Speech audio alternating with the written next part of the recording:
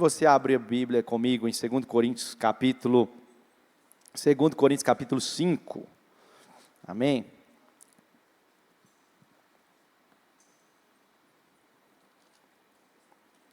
Quero ir bem rápido aqui no que Deus quer que a gente fale aqui nessa manhã abençoada. E talvez a sua versão um pouco diferente da minha, mas eu olhei em algumas versões esse texto, porque é um texto muito conhecido, e é praticamente as mesmas palavras que falam nas versões, que diz o seguinte, 2 Coríntios capítulo 5, verso 17, quem abriu? Ixi, pouca gente abriu, mas vai ter aqui também, né? Amém? Já está aqui já, os meninos vão jogar aqui no telão. Eu queria trazer aqui nessa noite essa palavra, falando sobre o Evangelho que transforma o coração. O Evangelho que transforma o coração. Então fale comigo. O Evangelho que transforma o coração. Será que tem um Evangelho que não transforma o coração? Então nós vamos falar um pouquinho sobre esse outro evangélico, mas bem pouco. Eu quero falar mais sobre o Evangelho que transforma o coração. O outro, eu quero falar bem pouco aqui, os outros evangelhos que não transformam o coração. Mas 2 Coríntios capítulo 5, verso 17, diz o seguinte: portanto, se alguém está em Cristo, é nova criação. As coisas antigas já se passaram, e eis que surgiram coisas novas. Em outras versões, na NVI diz, se alguém está em Cristo é nova criação, as coisas antigas se passaram e eis que surgiram coisas novas. Na linguagem de hoje, diz o seguinte, quem está unido com Cristo é uma nova pessoa. Acabou-se o que era velho e já chegou o que é novo. Na Revista Corrigida, Almeida Revista Corrigida diz assim que se alguém está em Cristo, nova criatura é. As coisas velhas já se passaram, eis que tudo se fez novo. Na Almeida Atualizada diz, se alguém está em Cristo, é nova criatura. As coisas antigas já se passaram, e eis que se fizeram novas.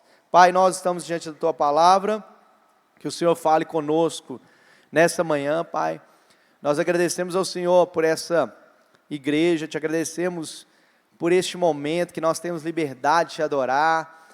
Agradecemos por esse louvor tão abençoado, Deus, onde podemos sentir a Tua presença, podemos desfrutar, Senhor, da Tua presença, podemos cantar, Senhor, ao Senhor com cânticos novos, canções que falam do nosso amor por Ti, Pai. Pai, nós agradecemos ao Senhor pela Tua Palavra, nós te pedimos nessa manhã que o Senhor nos transforme pela Tua Palavra, que o Senhor tenha misericórdia da minha vida, Pai, em nome de Jesus. Que o Senhor me use como instrumento nas Tuas mãos, como instrumento desobstruído da Tua graça. Que a Tua palavra possa chegar a cada coração.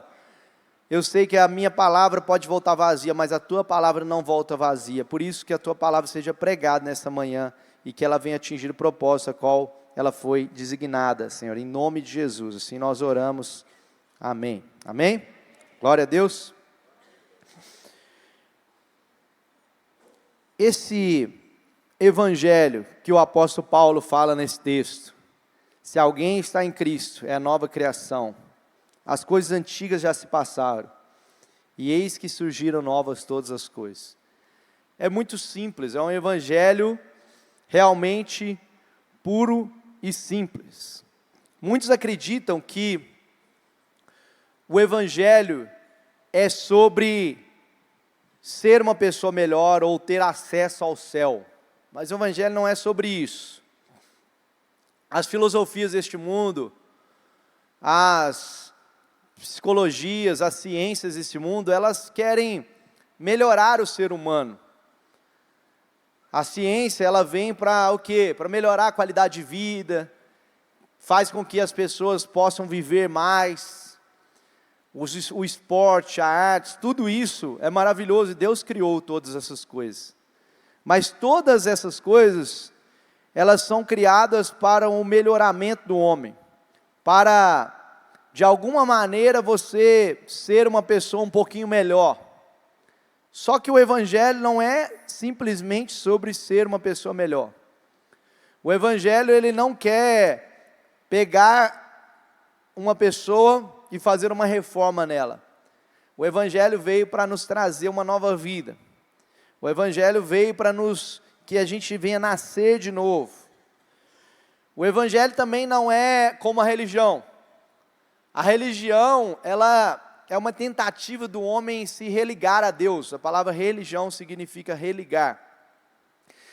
A religião, ela sempre traz alguma dica, ou alguma lição, algum princípio, ou algumas regras, que fazem com que a pessoa possa ter acesso a algum tipo de salvação, algum tipo de graça, algum tipo de perdão. Estávamos agora no Japão, e muitos japoneses, eles não alcançam o Evangelho, porque eles têm a religião budista, mas também tem o taoísmo, que eles vão por um templo, eles dão uma oferta, e eles dão uma oferta grande se eles tiverem grandes pecados, e aquela oferta que eles dão, ela paga os pecados deles. Eles dão aquele sacrifício, fazem aquele sacrifício anual, eles vão lá uma vez no ano no templo taoísta, e eles fazem aquela dedicação, aquela oferenda ali, eles doam quantidade de dinheiro, eles doam alguma coisa, e ali eles têm os seus pecados perdoados, eles acham que eles já não têm pecado, porque eles já tiveram seus pecados apagados ali. Então a religião, ela sempre tenta fazer esse melhoramento do homem, ou religar o homem a Deus, ou a natureza, ou algo assim. É a tentativa do homem de chegar a Deus. No Éden, o homem foi desligado de Deus. A Bíblia diz que todos pecaram e destituídos foram da glória de Deus, da presença de Deus. Nós fomos desconectados com Deus.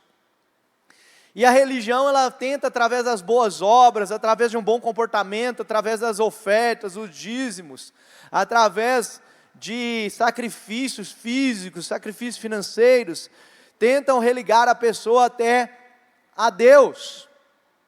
Mas o Evangelho também não é isso.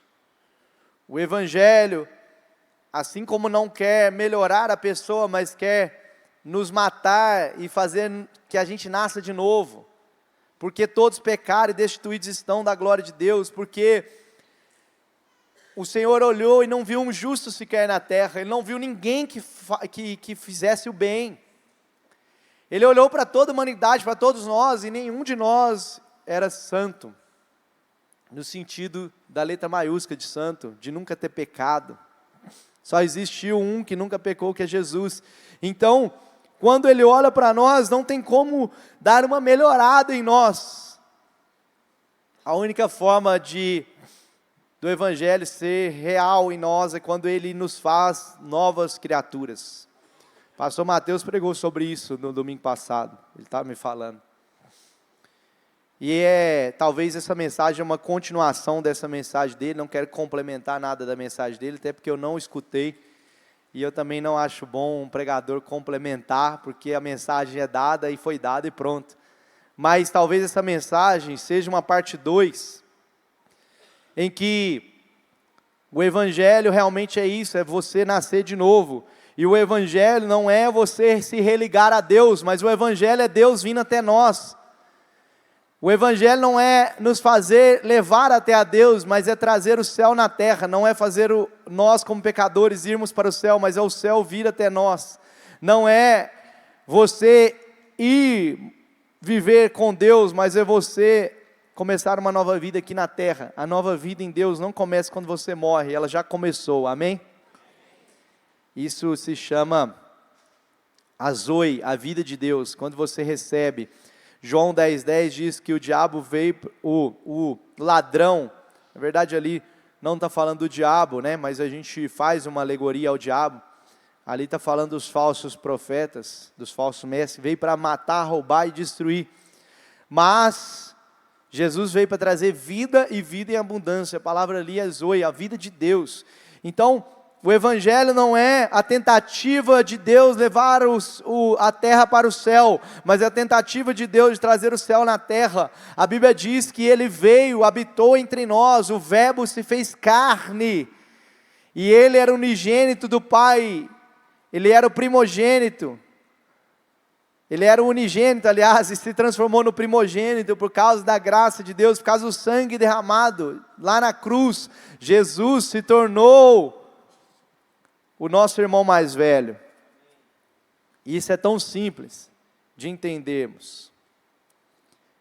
O Evangelho não é Deus descendo até nós, mas é Cristo, não é Deus descendo e tentando puxar a igreja para si, mas é Ele se transformando em homem, habitando entre nós, passando a sofrer o nosso sofrimento, sentir a nossa dor, passar pelas nossas tentações, viver entre nós. Ele é o Deus Emanuel, o Deus conosco, e Ele veio e habitou, e habita entre nós, e a Bíblia diz que onde estiverem 2 ou 3 reunidos no nome dEle, Ele estaria no nosso meio. Jesus está no nosso meio. C.S. Lewis, ele diz o seguinte: cristianismo, se falso, não tem importância. Se verdadeiro, tem importância infinita. A única coisa que ele não pode ser é moderadamente importante. O cristianismo, ele tem que ter a realidade do Evangelho. Ele não pode ser mais ou menos. O Senhor está chamando uma igreja para ser íntegra, para ser inteiramente dele. O cristianismo, ele não é simplesmente uma religião como se tornou, ou uma cultura, mas ele é a importância de uma vida transformada. Ele é o Evangelho vivo, vivendo a cada dia conosco. Agora, eu tenho uma pergunta para te fazer. Você já experimentou essa transformação radical que só Cristo pode operar? Ah, já experimentei. Sim, mas e aí? Será que você tem vivido o Evangelho ou você tem vivido uma religião? Será que eu tenho vivido o Evangelho ou tenho vivido uma religião? Essa é a pergunta que o Senhor quer fazer para nós nessa manhã. E aqui nesse texto, nós vemos 3 movimentos do Evangelho. O que diz aqui? Todo aquele que está em Cristo se tornou nova criação. A velha vida acabou e uma nova vida teve início. Aqui vemos 3 movimentos do Evangelho. Primeiro, é se alguém está em Cristo. Fale comigo, se alguém está em Cristo.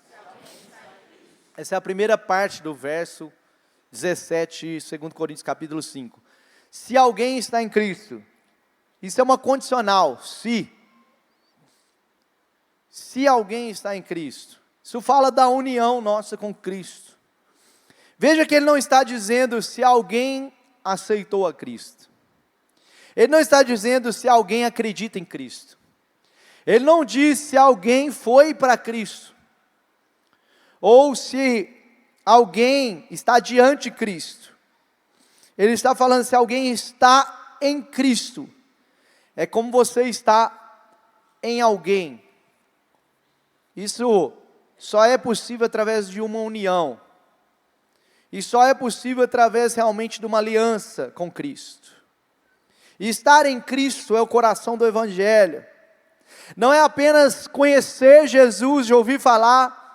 Não é apenas aceitar Jesus, não é apenas ser batizado, frequentar uma igreja, ser membro de uma igreja, mas é viver em Cristo Jesus, é se mover nele, é estar em sua presença.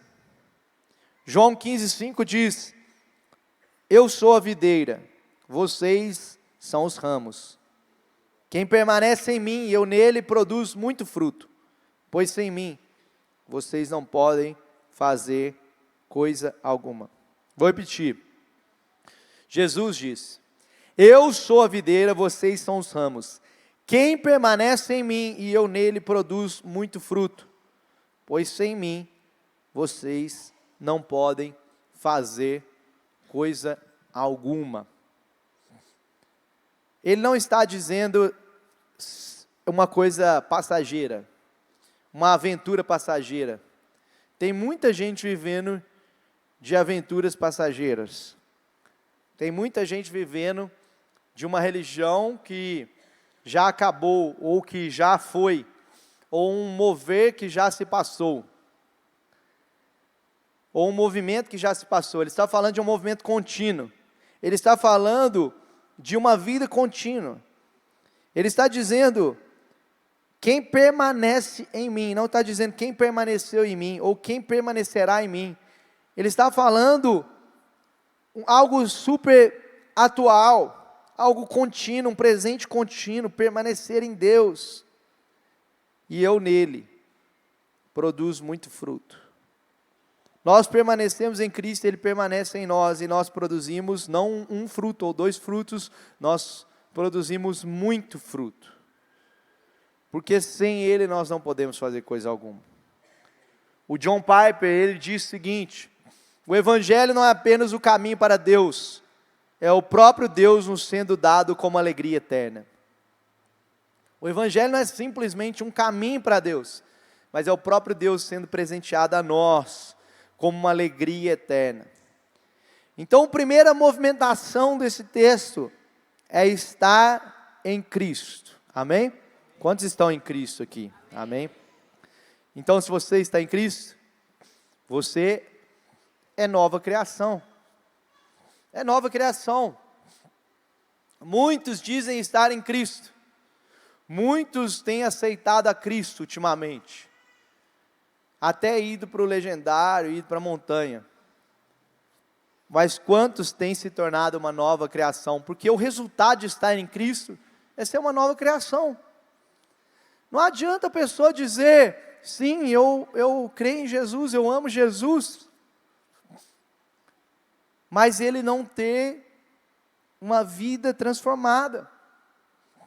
Ele não ser uma nova criação, ele fazer a mesma coisa de antes.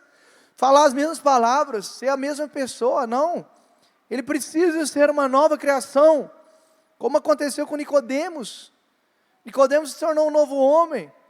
No começo ele teve medo, mas depois ele entendeu. É uma nova criação.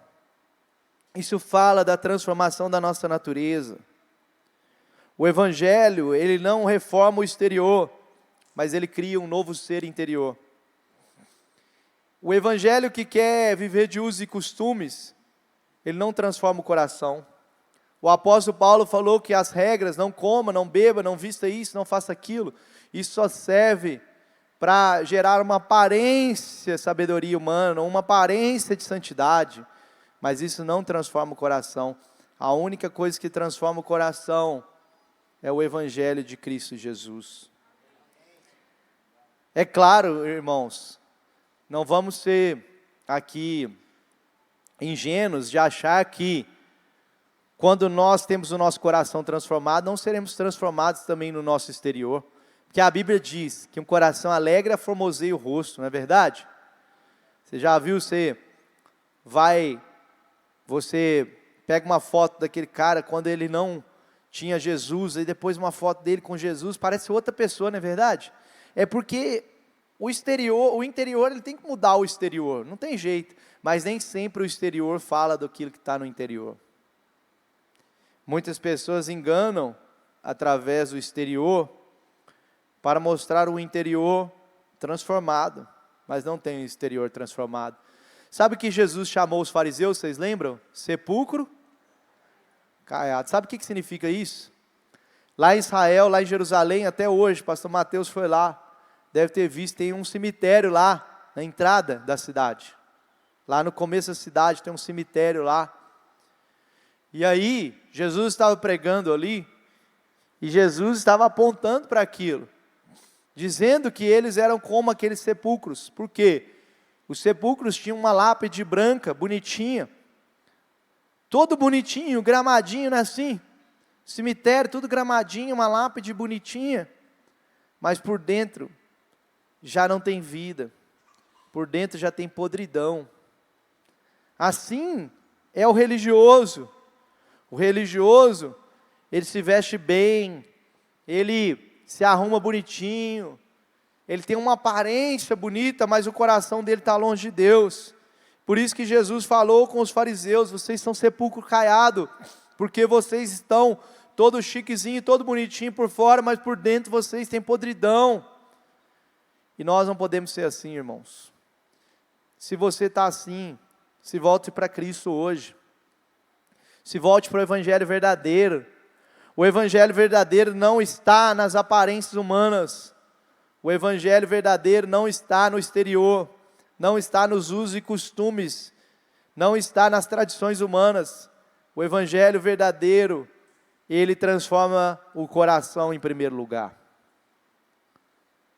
Ezequiel 36, 26. Eu lhes darei um coração novo e porei um espírito novo em vocês. Removerei seu coração de pedra e lhes darei um coração de carne. Você pode dar um glória a Deus por isso, um aleluia? Olha a promessa de Deus para a sua vida. Isso é a promessa de Deus para você, para mim. Não é a promessa de Deus para um povo que já foi, ou para um povo que virá. É para você, para mim. Eu lhes darei um coração novo, porei em ti um espírito novo. Removerei seu coração de pedra e lhe darei um coração de carne. É isso que o Evangelho faz. O Evangelho não reforma o exterior, mas ele cria um novo ser interior, que gera uma nova expectativa, uma nova unção, um novo sonho, uma nova esperança. O nosso interior é renovado através da mensagem do Evangelho.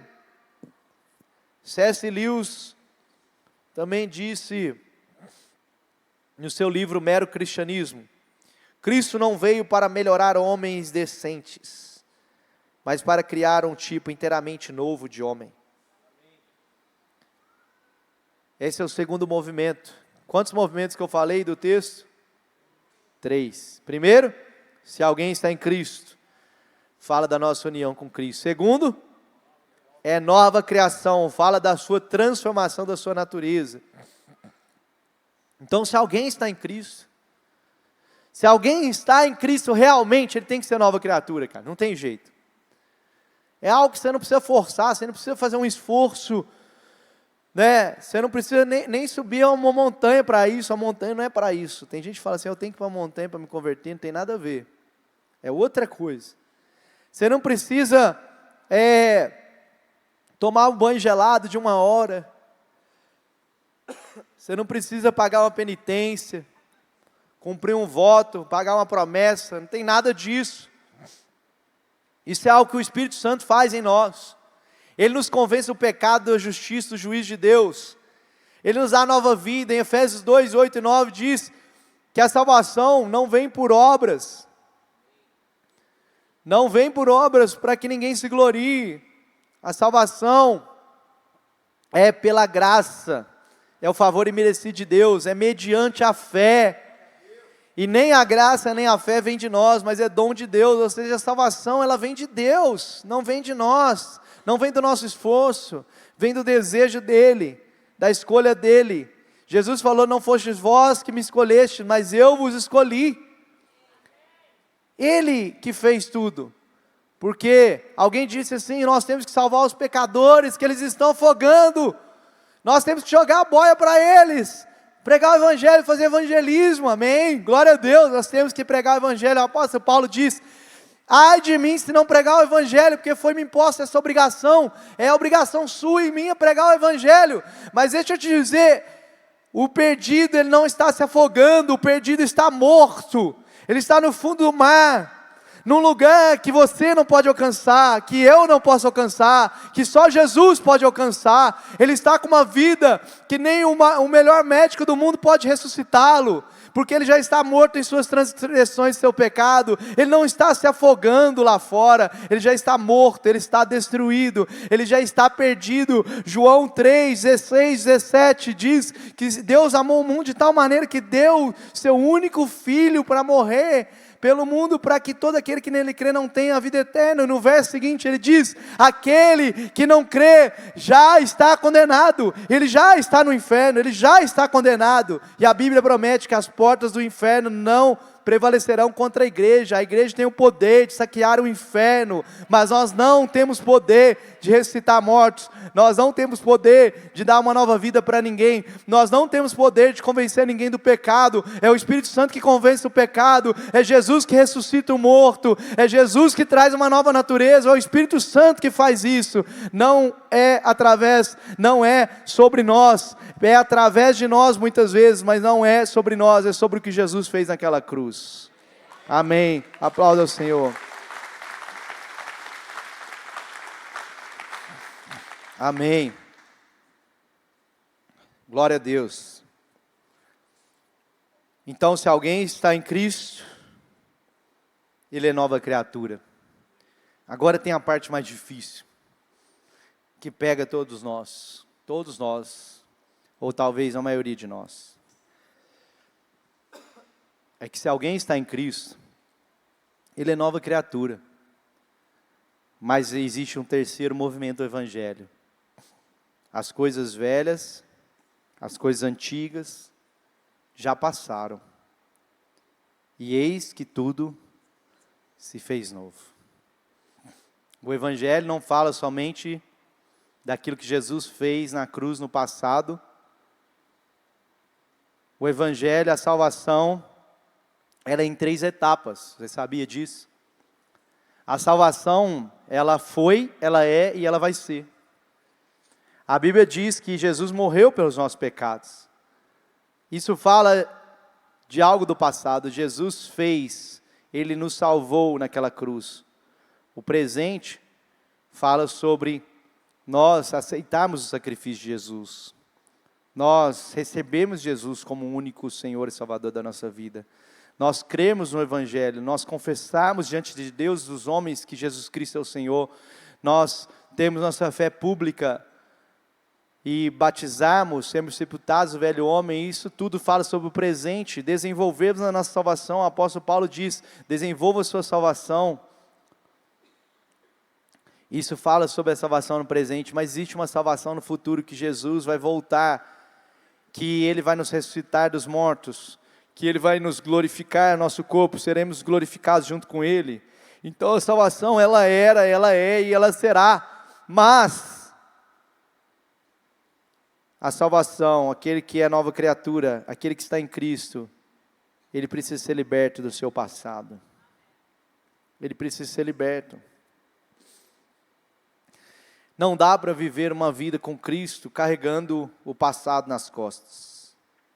Porque Cristo, Ele não somente perdoa o seu pecado, Ele lava você do seu pecado, mas Ele também te liberta do seu passado. São 3 movimentos do Evangelho. Cristo faz você andar com Ele em sua presença. Jesus, o Espírito Santo, Ele poderia escolher qualquer casa do mundo para viver, qualquer mansão, qualquer palácio. Ele poderia levar a igreja a construir um palácio de ouro para Ele, de pedras preciosas, um palácio que valia um valor inestimável, de bilhões e trilhões de dólares. Mas Ele escolheu viver em mim e em você. Nós somos a casa favorita de Deus. Por causa do sangue de Jesus derramado, que está sobre a nossa vida, Deus pode olhar para nós hoje, Jesus pode habitar dentro de nós, o Espírito Santo pode habitar dentro de nós. E nós podemos viver em Cristo Jesus, não somente Ele viver em nós, mas nós podemos viver em Sua presença, andar em Sua presença, nos mover em Sua presença. E quando nós nos movemos em Sua presença, andamos em Sua presença, nós somos transformados de glória em glória, nós estamos desenvolvendo a salvação, cada dia nós estamos mais parecidos com Jesus, nós estamos santificando, buscando a Jesus, sermos parecidos com Ele, somos uma nova criatura em Cristo Jesus.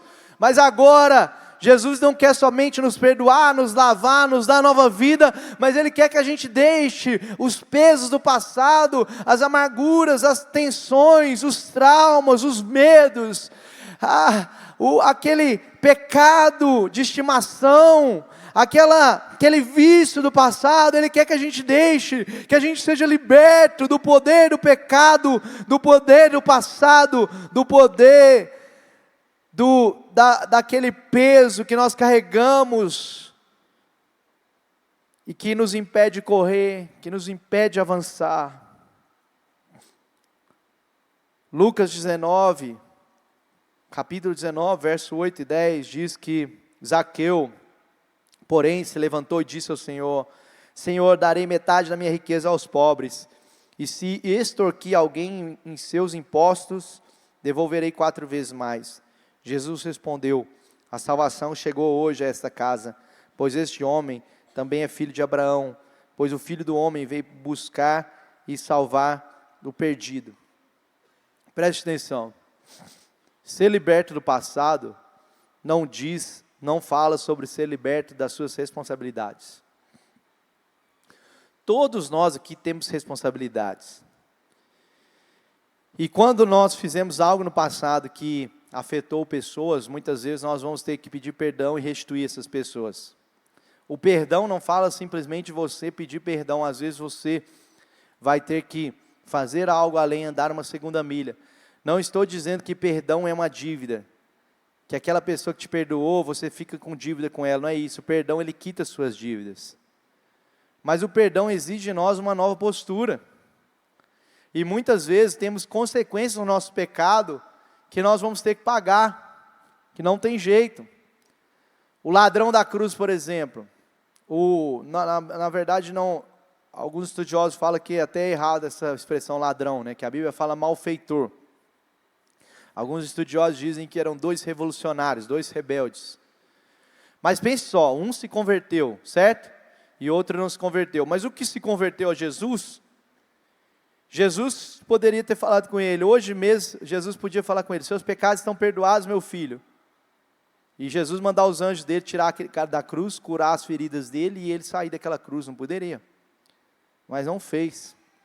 Jesus falou: hoje mesmo estarás comigo no paraíso. Ou seja, ele foi perdoado, mas as consequências do pecado dele foram efetivadas. Quantos estão entendendo? Então, ser liberto do passado não significa ser liberto das suas responsabilidades.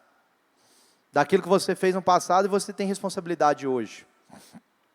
Mas é você não carregar mais o peso do passado nas suas costas. Não carregar mais o peso do pecado nas suas costas. É você perdoar.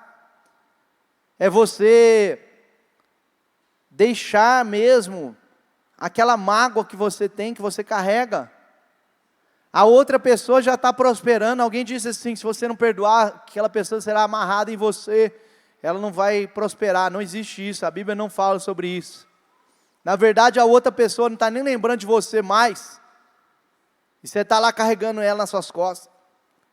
A pessoa já está rompendo, já está avançando, ela não está nem lembrando que você existe. Você está lá: ai, mas ele me fez tão mal, mas foi tão ruim para mim, mas foi isso, foi aquilo. Meu irmão, liberta do seu passado, meu irmão, liberta. Sabe aquela pessoa que te feriu? Abençoa a vida dela, entrega ela para o Senhor, e para de pensar nela, para de falar no nome dela. Deixa para trás o seu passado. O perdão não é uma opção, o perdão é uma obrigação. Jesus falou que aquele que não perdoar não pode ser perdoado por ele. Sabe por que Jesus foi muito duro assim com o perdão? Porque ele até explicou isso numa parábola, vocês lembram? Aquele homem teve o seu perdão de uma dívida assim que era impagável. Era uma dívida impagável, e depois ele saiu de lá todo feliz, perdoado, e ele encontrou um cara que devia ele, mas devia bem menos. E ele não perdoou aquele cara. E Jesus falou que teria uma grande disciplina para aquele homem, porque ele recebeu um perdão tão grande e não soube perdoar um perdão tão pequeno. Sabe por que nós temos que perdoar?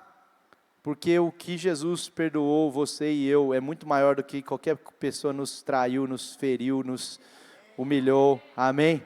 Pode aplaudir o Senhor, amém? O perdão que Jesus te perdoou é muito maior. Pense que esses dias eu estava com a mania de ando sempre com pressa, né? 1000 coisas para fazer, aquela correria.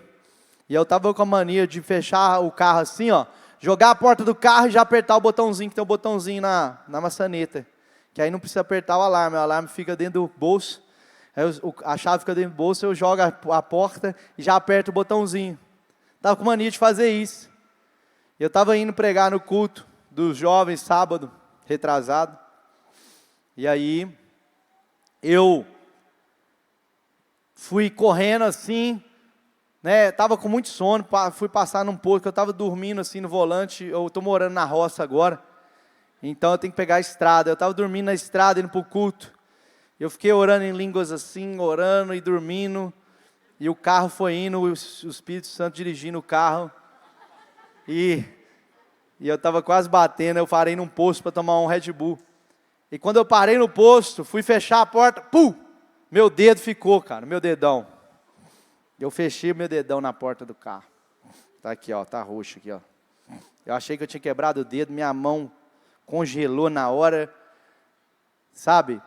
E eu fiquei assim, com a perna até bamba. Aí tinha um pessoal no posto, assim, bebendo, assim. Eles ficaram olhando, assim, querendo rir, sei lá, preocupado. Eu fingi que não estava acontecendo nada. Entrei no posto, comprei o Red Bull. Quando eu cheguei no carro, eu fechei o carro, eu gritei. Gente, doeu demais. Você não tem noção. Alguém já fez isso aqui? Gente, eu acho que eu fiz isso quando eu tinha uns 7, 8 anos. Eu acho que meu irmão que fechou a porta no meu dedo. Eu não lembro de ter isso na minha vida. Mas eu fechei, eu achei que eu tinha quebrado o dedo. Eu falei com o Antônio, pede pro louvor ir mais aí, porque eu não consigo pregar não. Eu vou ter que pregar daqui uns 10, 15 minutos. Eu estou aguentando de dor, estou com muita dor, estava tremendo, gente, tanta dor. E pela graça de Deus eu fui orando, e eu preguei, foi maravilhoso, foi uma bênção. Eu não senti dor enquanto eu estava pregando. Depois que acabou o culto, parecia que eu tinha quebrado meu braço inteiro, estava doendo. Eu passei numa farmácia, eu estava tão cansado, que eu nem fui para o hospital. Eu fui para casa. E aí foi bom que me acordou isso aí, né? Pelo lado foi bom, sempre tem um lado bom da coisa, né? Que eu fiquei acordado, indo para casa, eu fui gritando da farmácia até lá em casa, eu fiquei gritando, gemendo, cheguei lá em casa. E minha mulher muito raiz, né? Então ela achou que era frescura minha. E aí, mas eu tomei o remédio. Não, ela me ajudou, ela botou gelo, tá, ela viu, né?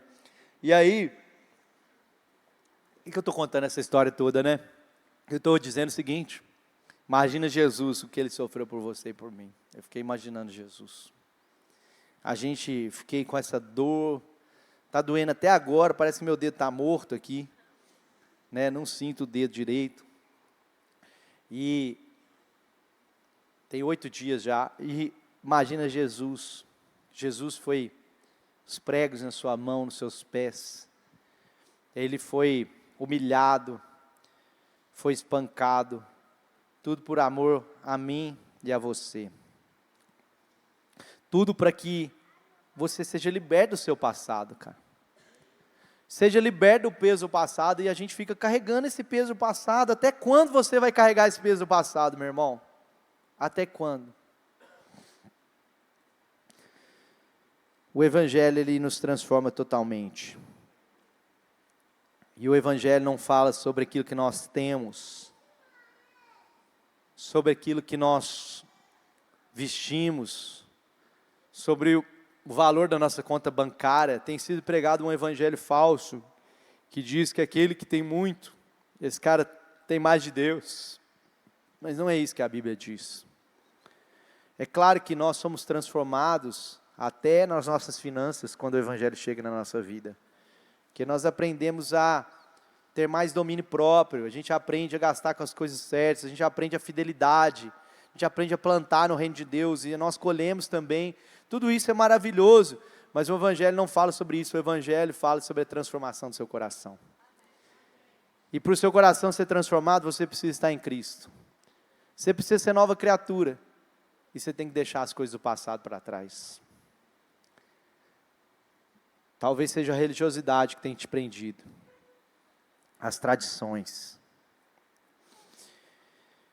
E aqui eu lembro de um cara que chama Nick Vujicic. Eu quero levar ele lá em Patinga, quem sabe, quando eu levar ele lá, a gente consegue uma agenda dele vir aqui também. Mas esse cara, você já ouviu falar dele? Quem que já ouviu falar dele? Quem já ouviu falar? Lembra desse menino? Ele não tem nem o braço, nem as pernas, nem um braço, nem uma perna. Já viu ele? Agora você lembrou, né?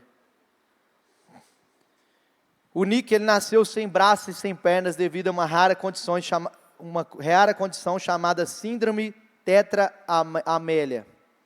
Durante a infância, ele lutou com bullying, depressão e até pensamentos suicidas. Um dia, aos 10 anos de idade, ele tentou tirar a sua própria vida. Mas Deus encontrou o Nick em meio ao desespero. Nick, ao ouvir do Evangelho, entendeu que apesar de suas limitações, ele poderia ter propósito em Cristo Jesus.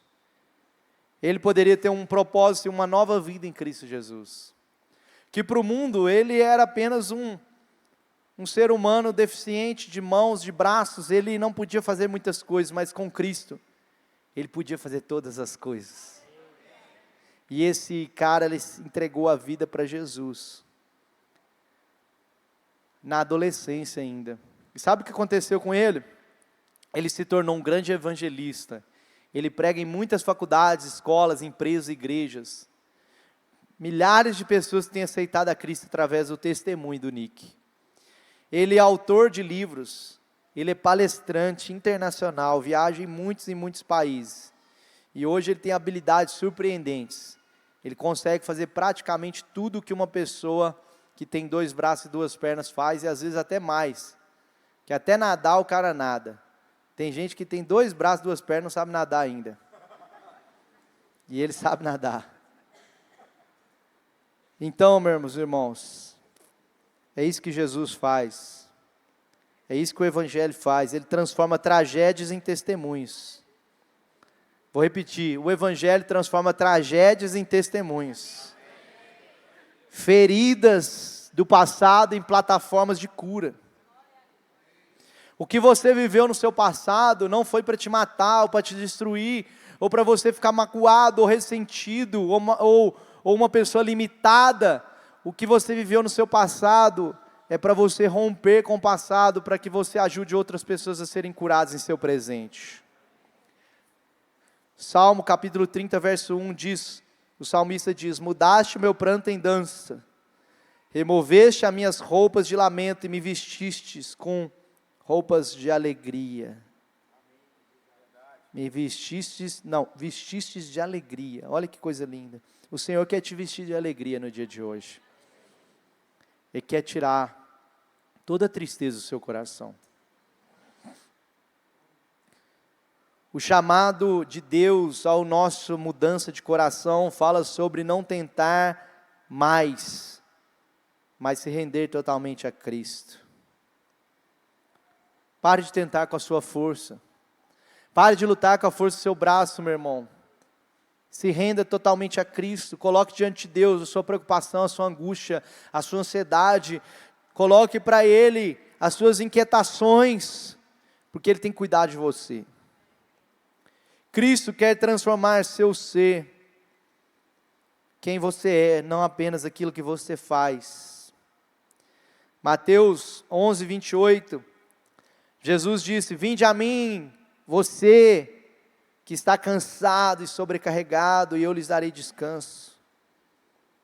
Tomem sobre vocês o meu jugo e deixe-me ensinar-lhes, porque sou manso e humilde de coração, e encontrarão descanso para a alma, pois meu jugo é fácil de carregar, o meu fardo que dou a vocês é leve. É isso que Jesus quer fazer com você e comigo. Ele quer tirar de nós o fardo pesado. Ele quer arrancar de nós o jugo que o inimigo colocou, que o mundo colocou, que a vida colocou. Ele quer que estejamos nele e que Ele venha nos libertar de todo cansaço, de toda sobrecarga. Eu quero concluir dizendo que Cristo, como tudo, em todos, Cristo, como tudo em todos, isso significa que em Cristo, todos nós podemos ser uma nova criação, e que Ele deve ser nosso tudo, que você viva com Ele como seu maior tesouro, que Ele seja o seu bem mais precioso, que Ele seja o primeiro, o último, que Ele seja o alfa e o ômega, o princípio e o fim na sua vida, porque Ele é o alfa e o ômega. O John Piper também disse que Deus é mais glorificado em nós, quando nós estamos satisfeitos nele, que você esteja satisfeito em Cristo Jesus. Talvez a vida está te gerando uma insatisfação, talvez o seu salário te gere uma insatisfação, talvez a sua família tem coisas que você está insatisfeito, talvez seu casamento tem coisas que você está muito satisfeito ou insatisfeita, mas em Cristo você pode ser satisfeito, em Cristo você pode ter sua plena satisfação. Lembra o que o salmista falou? Deleite-se no Senhor e Ele satisfará os desejos do seu coração. Sabe o que significa isso? Para de se deleitar nas coisas deste mundo, para de ter prazer nas coisas deste mundo, ou para de reclamar com as coisas deste mundo, para de murmurar, e comece a se deleitar no Senhor, na sua presença. Deleite-se no Senhor, porque você está em Cristo, amém? Vocês falaram que estavam em Cristo, você é nova criatura, e as coisas velhas se passaram, e eis que tudo se fez novo. Isaías 61:3 diz que Ele dará a todos que choram em Sião uma bela coroa em vez de cinzas, óleo de alegria em vez de lamento, roupas de louvor em vez de espírito deprimido. Eu quero chamar aqui o louvor aqui. Ele dará a todos que choram em Sião uma bela coroa em vez de cinzas, óleo de alegria em vez de lamento, e roupas de louvor em vez de espírito deprimido. Você recebe isso?